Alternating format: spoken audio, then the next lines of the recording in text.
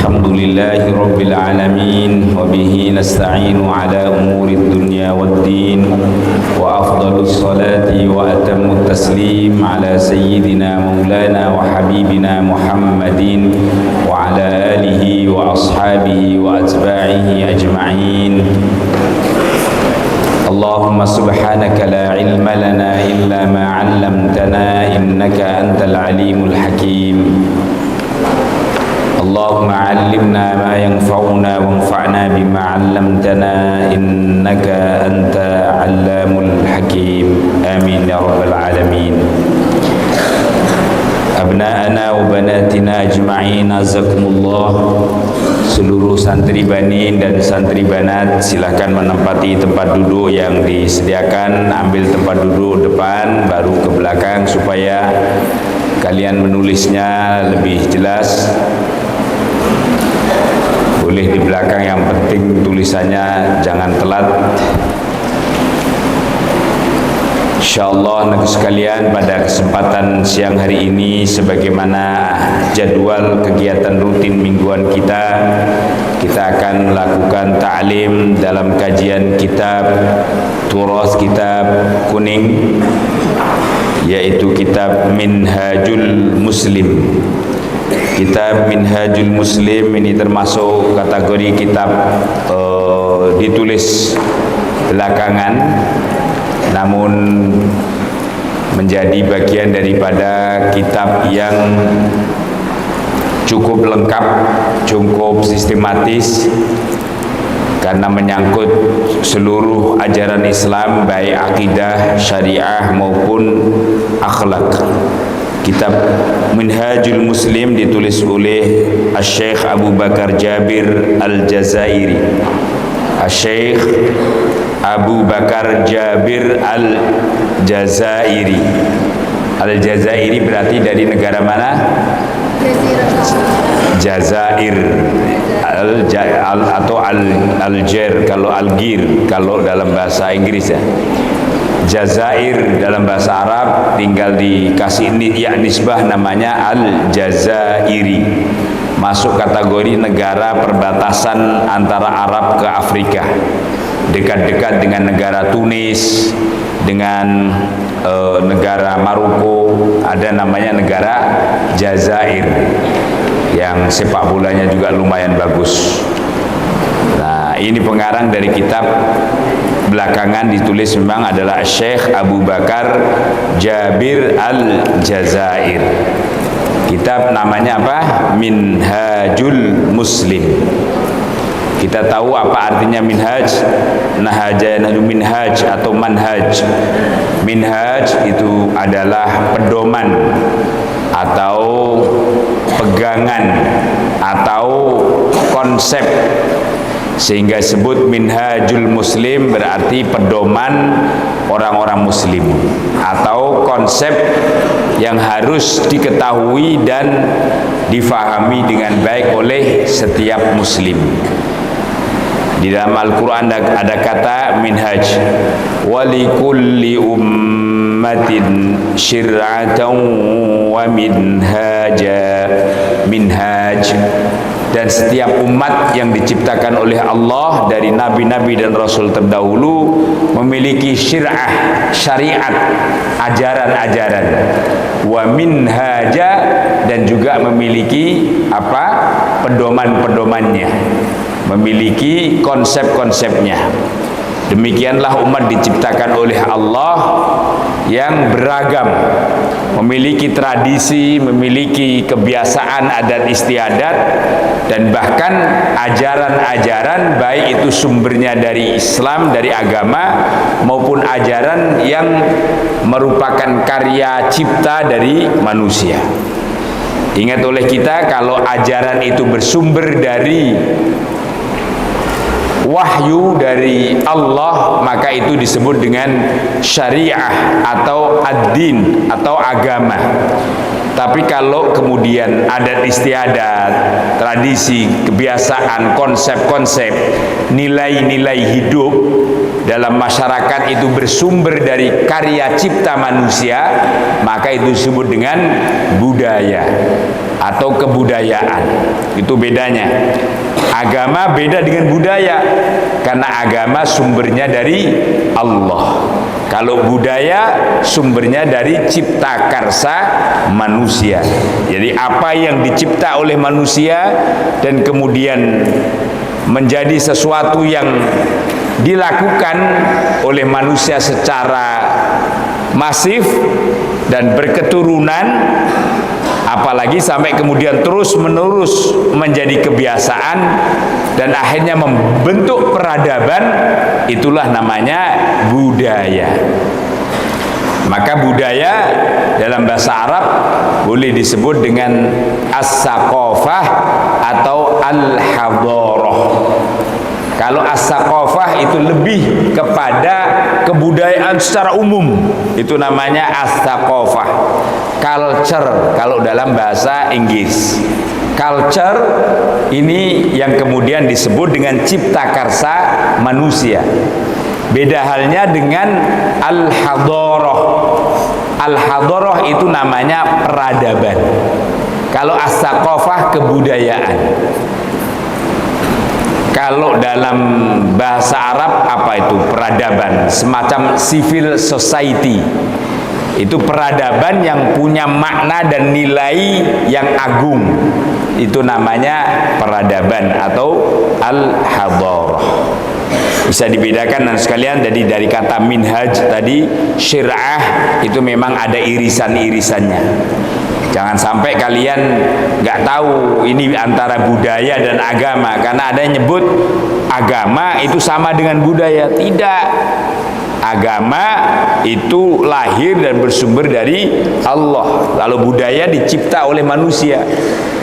Maka disebut kalau agama itu wad'un ilahiyun, sesuatu yang memang datang konsepnya dari Allah Ta'ala. Mari kita awali ta'lim kita dengan membaca doa bersama-sama. Bismillahirrahmanirrahim. Allahumma inna nas'aluka fahman nabiyyin wa hifdzal mursalin wa ilhamal malaikatil muqarrabin. Allahumma aghnina bil ilmi wa zayyinna bil hilmi wa akrimna bit taqwa wa jammilna bil afiyah bi rahmatika ya arhamar rahimin. Baik sekalian, pada kesempatan mengawali dan membuka kegiatan taklim perdana di hari Minggu siang ini, kita akan masuk bab baru, meskipun bab ini lanjutan dari taklim kita sebelumnya, tetapi ini karena ada lanjutan dengan subbab baru, maka insya Allah kelas 9 pun boleh mengikuti dari awal ini. Dan tolong pastikan sudah memegang buku tulis secara khusus. Tidak boleh bukunya gonta-ganti. Satu saat saya akan periksa bukunya itu saja, pastikan bukunya rada lumayan tebal, dan itu nanti dilanjut terus menerus. Nanti tolong cara menulisnya seperti saya sampaikan, kajian kita di hari Ahad ini adalah menulis dulu, baru kemudian kita baca, membiasakan menulis Arab, mengimla, baru kemudian kita baca, tentu membiasakan bacaan yang benar. Setelah itu diterjemah, dan kemudian setelah diterjemah baru diuraikan makna dan kandungan yang terkandung di dalam kitab-kitabnya, sembari sedikit banyak mungkin nahwu sorofnya, tetapi lebih kepada penulisan. Kan itu saya ingin sampaikan kelas 9 ini. Coba kelas 9 mana ini, angkat tangan. Kelas 9 semuanya sedikit. Oh, ada yang belakang. Banat kelas 9. Nah, oke. Bawa buku semuanya ya. Alhamdulillah. Kalau nggak bawa buku boleh kembali ke asrama ambil bukunya. Nanti kalau menulis anak-anakku sekalian, tolong dikasih jarak antara baris tulisan atas dan bawah. Boleh dikasih jarak 1 atau 2. Yang penting itu memudahkan kita menerjemahkan atau memaknai kalimah-kalimahnya. Jangan ditulis yang berdekatan antara atas bawahnya. Tulisannya juga agak besar, jangan yang kecil-kecil. Tulisannya besar supaya enak membaca dan mutolaahnya. Lalu kemudian dikasih jarak antara baris awal, kedua, dua, ketiga, demikian seterusnya. Fahimtum? Understand? Understood? Understood atau understand? Insyaallah fahimtum jami'an. Penting supaya diikuti, nanti satu saat saya akan cek. Mari bismillahirrahmanirrahim. Bab yang akan kita bahas sekarang adalah tentang al-ma'mum al-masbuq. Kemarin namanya al-imamah atau sesuatu yang berkait dengan imam. Sekarang mulai bab tentang makmum. Tapi bahasanya adalah al-ma'mumul masbuq. Ketentuannya dukhuluhu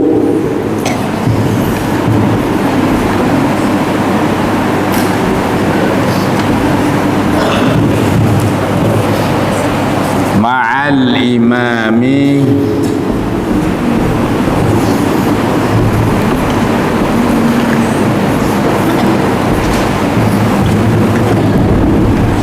dukhuluhu ma'al imami ala ayyi halin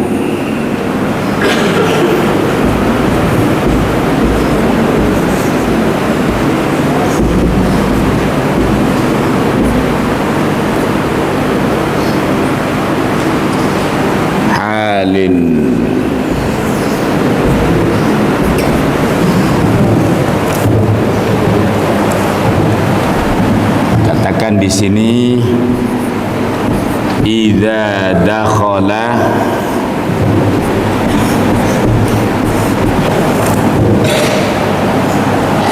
al-musalli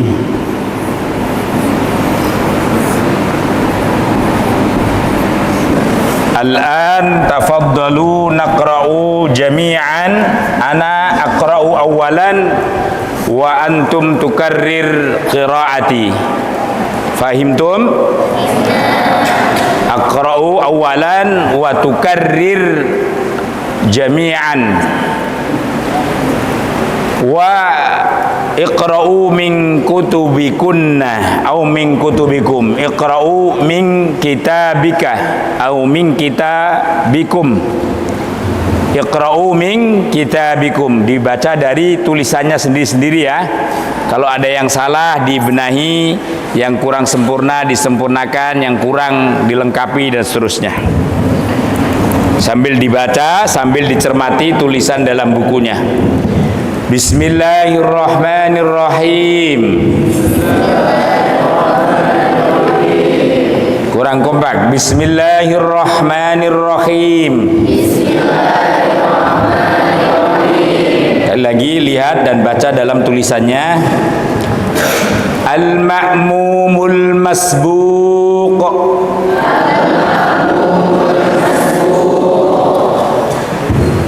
Awalan dukhuluhu ma'al imami ala ayyi halin. Penjelasan berikutnya, idza dakhalal musalli al-masjida wa wajada as-salata qa'imatan wajabat alaihi an yadkhula fawran ma'al imami ala ayyi halin.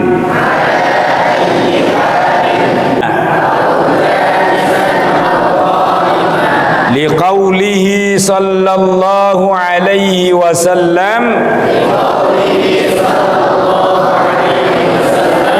idza ata ahadukumus salata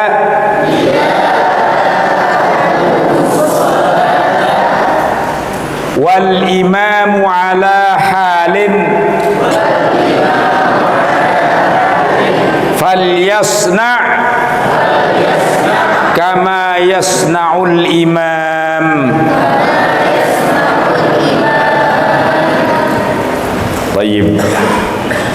Insyaallah yang ada tulisan-tulisan kurang, harakatnya yang enggak benar silakan diperbaiki. Jangan sampai mutolaahnya dari sumber yang salah. Ingat, saya sering ingatkin, tulisan harus benar supaya bacaannya benar. Kalau tulisannya salah berarti bacaannya salah. Bacaan salah nanti bisa mempengaruhi pemahaman yang salah.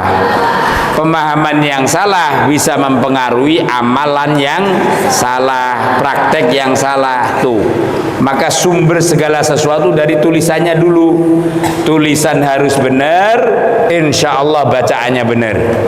Kalau bacaannya benar, insya Allah pemahamannya benar. Kalau pemahamannya benar, insya Allah prakteknya juga benar. Tapi kalau sumber tulisannya salah, bacanya salah. Baca salah, yang harusnya dibaca rofa dibaca nasab, yang harusnya dibaca nasab dibaca rofa, yang harusnya dibaca jar dibaca malah fathah. Jadi bisa mempengaruhi daripada pemahaman yang salah. Baik para sekalian, mari selanjutnya kita urai dalam satu terjemahan. Al-Ma'mumul Masbuq. Ini judul sub daripada judul sholat jamaah. Kan judul besarnya sholatul jamaah di tulisan yang awal. Lalu kemarin sudah diawali subjudulnya dengan al-imamah, menjelaskan tentang imam dengan segala tata caranya. Selain imam, pasti dalam sholat jamaah ada siapa? Ada makmum. Saat sekaranglah kita mengetahui bagaimana ketentuan fikih mengenai makmum. Nyambung anak sekalian yang kelas 9, nyambung ya. Sekarang makmum. Makmum itu berarti orang yang mengikuti. Imam itu orang yang diikuti. Artinya makmum amma ya ummu amman makmuman. Makmuman berarti mengikuti. Siapa yang diikuti? Imam. Maka niatnya kita kalau sholat kan, kalau sebagai makmum beda dengan niat kita menjadi imam. Kalau jadi imam, usolli fardhu zuhri misalnya arba'a raka'atin mustaqbilal kiblati imaman. Kalau jadi makmum, makmuman. Ya. Apa tadi? Imaman dan makmuman. Nah, ada cerita tapi nanti kalau diceritain panjang ini, nggak usah. Nah, cerita tentang imaman dan makmuman besok minggu depan saja saya ceritakan. Ini langsung masuk al-ma'mumu, orang yang mengikuti, al-masbuqu yang tertinggal atau yang terdahului enak ya, malah enak tertinggal ya, al-masbuqu yang tertinggal. Maksudnya tertinggal dari siapa? Dari imam. Masbuqun itu artinya didahului. Didahului oleh imam. Karena didahului maka berarti dia tertinggal. Ini sudah menjadi istilah yang lazim di kita, makmum masbuq.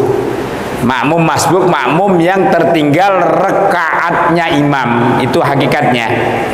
Jadi siapa yang sudah ketinggalan rekaat pertama imam, itulah disebut dengan makmum masbuq. Kalau hanya tertinggal takbiratul ihramnya imam, bukan. Misalnya Allahu Akbar, imam sudah membaca Alhamdulillahi Rabbil Alamin Ar-Rahmanir Rahim sampai akhir baca surah Bismillahirrahmanirrahim. Idza jaa nasrullahi wal fath. Misalnya baru Farel datang. Nah, ini masih tidak disebut makmum masbuk, tapi makmum biasa. Nah, tentu yang lebih utama kalau kita mengikuti atau mengetahui takbiratul ihramnya imam. Jadi sebelum imam takbiratul ihram kita sudah ada di tempat bersama imam. Tapi andaikan kita telat tapi masih dalam rakaat pertama, itu masih belum disebut makmum masbuk. Masbuk sih sebenarnya, tapi masbuknya hanya terhitung pada sesuatu yang tidak wajib untuk diulang sendiri. Beda dengan kalau sudah ketinggalan rakaat. Kalau sudah ketinggalan rakaat, dia berarti harus menambah 1 rakaat lengkap dengan rukunnya. Bisa difahami anak sekalian? Nah, maka usahakan kalau kita ini mau berjamaah, jangan menjadi makmum masbuk. Artinya minimal rakaat pertama imam itu harus mengetahui. Syukur-syukur afdolnya kita mengetahui takbiratul ihramnya imam. Yang penting jangan sampai ketinggalan rakaat tuh. Kalau sudah rakaat kena stempel ini nih, stempelnya makmum masbuk. Dia punya ketentuan sendiri. Maka kata para ulama, ini artinya ya, yang pertama ini menunjukkan nanti ada 2, 3, 4 ya. Ini yang pertama. Ketentuannya adalah dukhuluhu, masuknya makmum masbuk atau bergabungnya makmum masbuk boleh, masuknya makmum masbuk atau bergabungnya makmum masbuk ma'al imami, dengan imam, ala ayyi halin, atas keadaan apapun, atau pada keadaan apapun, atau pada sikap apapun. Sama, keadaan, sikap, atau situasi apapun. Saya ulang, ala ayyi halin, atas keadaan apapun. Apa maksudnya masuknya makmum masbuk dengan imam dalam keadaan apapun? Ini penjelasannya. Idza dakhala, tatkala masuk. Masuk itu berarti bergabung ya, bukan masuk kayak kita masuk tempat begitu. Maksudnya di sini, ini kalam majazi ini harus difahami dengan balik. Maksudnya masuk dalam sholat itu berarti bergabung dengan sholat. Idza dakhala, tapi di sini ini apa namanya, masuk dalam pengertian tempat ini. Mohon maaf, saya ulang. Idza dakhala, tatkala masuk. Siapa? Al musalli, orang yang sholat.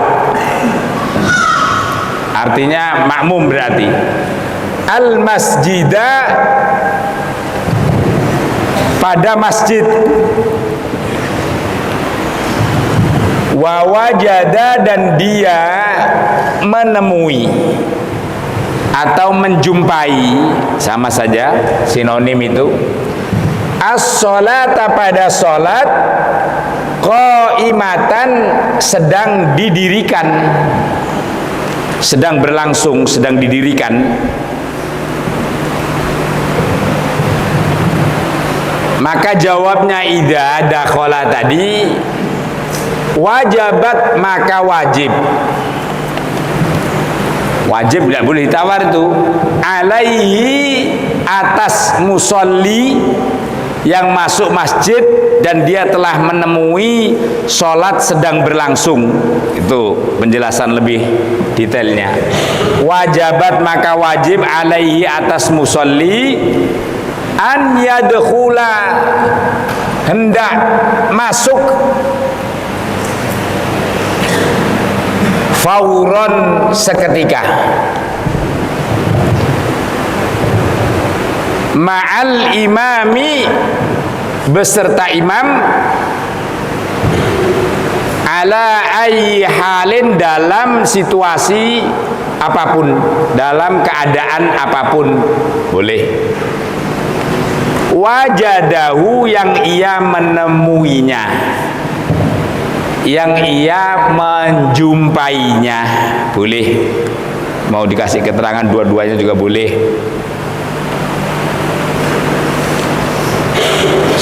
Dalam keadaan apapun yang ia temui, misalnya keadaan apa di sini dijelaskan rokian, baik keadaan ruku, au sajidan, atau imam dalam keadaan sujud. Ini menjelaskan tentang keadaan imam tadi, imamnya ruku atau imamnya sujud, au jalisan atau imamnya duduk, au qaiman atau imamnya berdiri.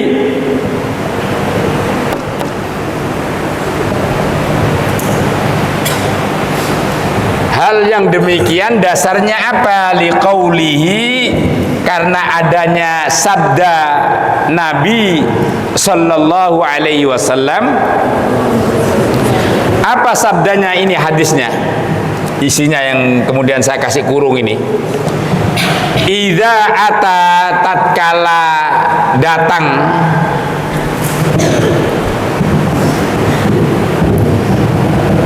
atau tatkala mendatangi juga boleh. Idza ata, tatkala mendatangi,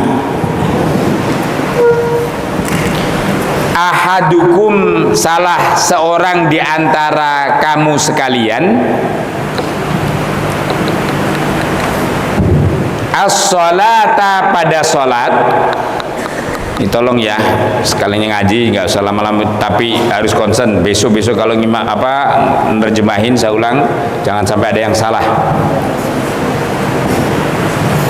Saya ulang, idza ata, tatkala mendatangi, ahadukum, salah satu di antara kamu sekalian, mendatangi as-sholata, pada sholat, wal imamu, sementara imam, ala halin, dalam situasi tertentu, dalam keadaan tertentu.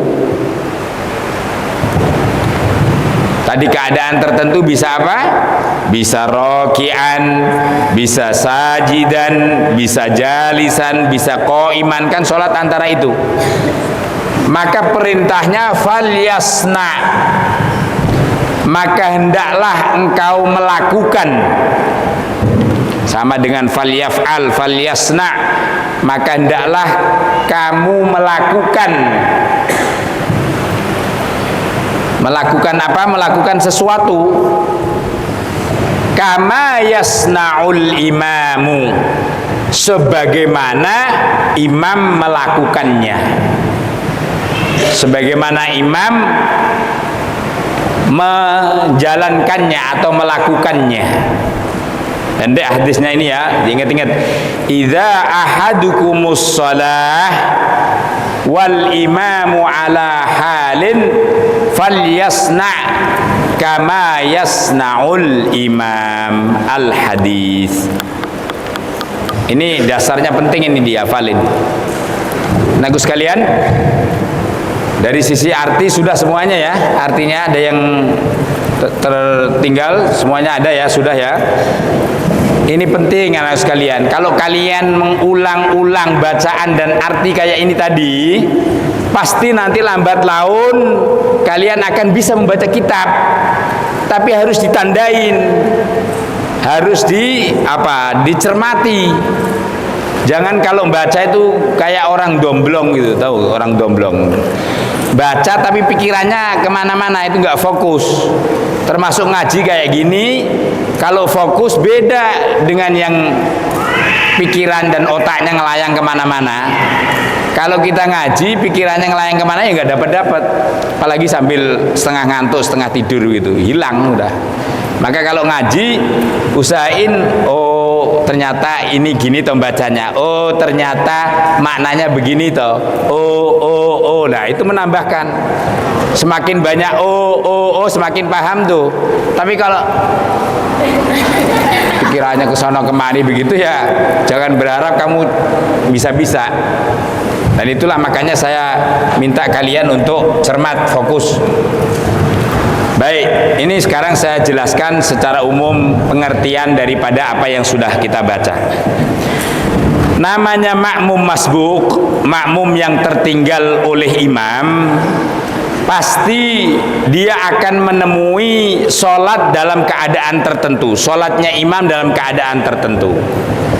Maka di sini dikatakan kalau kita ini masuk ke masjid, bergabung dengan sholatnya imam, pasti kita akan melihat imam dalam keadaan tertentu. Lihat imamnya, apakah imam masih dalam keadaan berdiri, atau imam sudah rukuk, atau imam sudah berdiri lagi namanya i'tidal, atau imamnya sudah sujud, atau imamnya julus bainas sajdatain duduk, atau bahkan imamnya tinggal tahiyat akhir.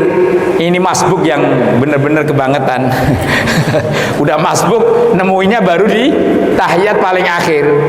Allahu Akbar, dia duduk, imamnya assalamualaikum warahmatullahi. Ya udah, dia berarti harus berdiri dan kemudian ya masih lumayan sih dapat apa namanya tahiyatnya imam. Itu masih dapat pahalanya jamaah tapi sedikit.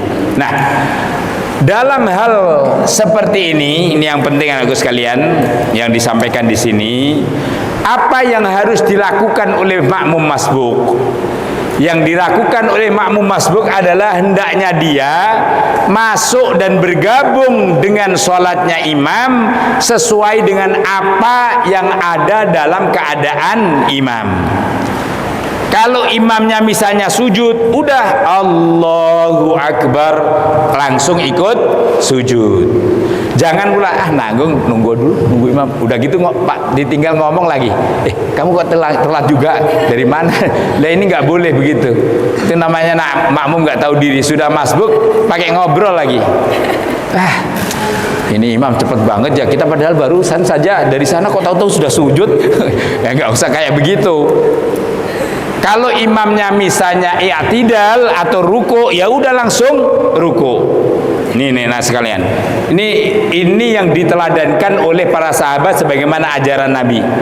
Tidak boleh kemudian kita menunggu di mana imam melakukan gerakan-gerakan lebih, meskipun tidak membatalkan sholat kita, tapi itu kurang bagus. Contoh, imam sudah dalam sujud awal, julus awal, tahiyat awal, biasanya kan agak lama. Nanggung daripada duduk, mending kita nunggu imam berdiri aja lah. Ya biasanya kayak gitu. Kalau dia duduknya masih baru, maka seketika itu kita setelah takbir ikutlah duduknya imam. Ya kecuali kalau kita Allahu Akbar, ternyata imam sudah berdiri, ya udah nggak usah kita duduk, ya langsung ikut berdirinya imam, lumayan dapat bonus sedikit. Nggak usah ikut. Kan dari imam sujud, lalu kemudian dia berdiri, Allahu Akbar, mau sujud imamnya malah sudah berdiri, ya sudah gitu berdiri saja. Intinya anak-anakku sekalian, ketentuan dalam kitab-kitab fikih menyatakan makmum yang tertinggal bergabunglah dengan imam sebagaimana imam itu punya keadaannya, punya gerakannya, punya situasinya. Imam ruku, kita langsung ikut ruku. Imam sujud, kita langsung ikut sujud. Imam duduk, kita langsung ikut duduk. Fahim ya Yusuf alaihissalam. Paham ya Yusuf ya? Alhamdulillah. Ini penting. Nah, kalau ditanya dasarnya, inilah hadisnya. Kata Nabi, idza ata ahadukum, kalau kita datang dan kemudian mau sholat, sementara imam dalam situasi tertentu karena kita tertinggal kan, maka lakukanlah sesuatu sebagaimana imam melakukannya. Persis ini. Nah, yang terakhir anak sekalian, supaya kalian paham, makmum masbuk tadi yang sudah sempat saya sampaikan, kalau dia masih menjumpai rokaatnya imam, maka disitulah dihitung mendapatkan 1 rokaat. Tapi kalau sudah tidak menjumpai rokaatnya imam, maka dia berarti menambah 1 atau 2, terserah dia tertinggalnya berapa rakaat. Paham? Nah, kapan rakaat itu disebut satu rakaat? Nah, dalam kitab-kitab fikih disebut tatkala imam masih dalam posisi ruku. Nih lihat nih, imam ruku kan begini nih. Maka kalau kita masih menjumpai rukuknya imam ini, namanya kita masih dapat satu rakaat. Misalnya kita ini pas masuk, imam pas ruku, Allahu Akbar, udah langsung ikut ruku, masih ikut jumpai rukuknya imam. Menjumpai itu artinya ada tumak ninah ya, ada tumak ninah, berhenti sejenak. Maka kita dapat tuh satu rakaat, itu batasannya. Tapi kalau kita Allahu Akbar, imam sudah berdiri, ya udah kita nggak dapat satu rakaat tuh. Atau Allahu Akbar pas kita turun imamnya sudah berdiri i'tidal, berarti nggak dapat. Ini kitab-kitab fikih begitu anak-anak sekalian, dan kalian harus pegangin ini. Ini sering terjadi, dan kalau kalian memberikan penjelasan kepada umat, pada jamaah juga begitu. Jadi mendapat satu rakaat itu kapan? Kalau makmum menjumpai rukuknya imam sekaligus tumak ninah. Sekaligus tumak ninah. Allahu Akbar, ketepatan imamnya rada tua, agak pelan, Allahu Akbar. Rukunnya lama. Kita yang muda Allahu Akbar langsung gabung. Masih lumayan lama ini ternyata. Misalnya, apalagi imamnya tua, mendapatkan tumak ninanya malah sudah lumayan. Baru sami'allahu liman hamidah, namanya orang imam tua. Nah, kita berarti mendapati rakaat utuh tuh. Nggak usah nambah rakaat, enggak apa-apa. Kalau kita menjumpai rukuknya imam beserta tumak ninah. Kalau imamnya rada tegas, rada cepetan, misalnya hadit Allahu Akbar ruku, kayak baru kita mau Allahu Akbar sami Allahu liman hamidah, nggak dapat, ini berarti kita nggak dapat satu rakaat. Itu namanya kita wajib mengulang sejumlah rakaat yang kita tertinggal. Fahimtum? Sampai nggak paham loh, suara saya aja udah sampai capek begini. Paham ya yang banin? Paham semuanya dan bisa baca ya besok insyaallah. Baik, ini anak-anakku sekalian, pelajaran kita hanya satu bab saja tentang mengawali ketentuan masbuk, imam makmum masbuk yang menyatakan harus mengikuti imam di mana dia menjumpainya. Hadanallahu wa iyyakum ajma'in. Kita tutup dengan istighfar bersama-sama. Astaghfirullah Rabbal baraya. Astaghfirullah minal khataya.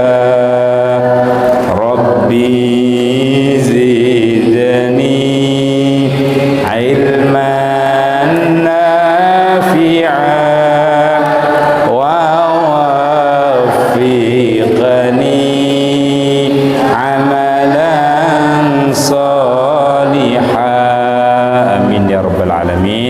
sekalian, selamat menikmati makan siang.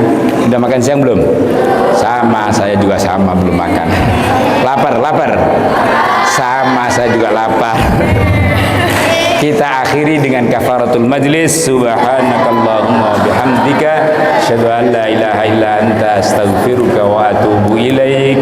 Wassalamu alaikum warahmatullahi wabarakatuh.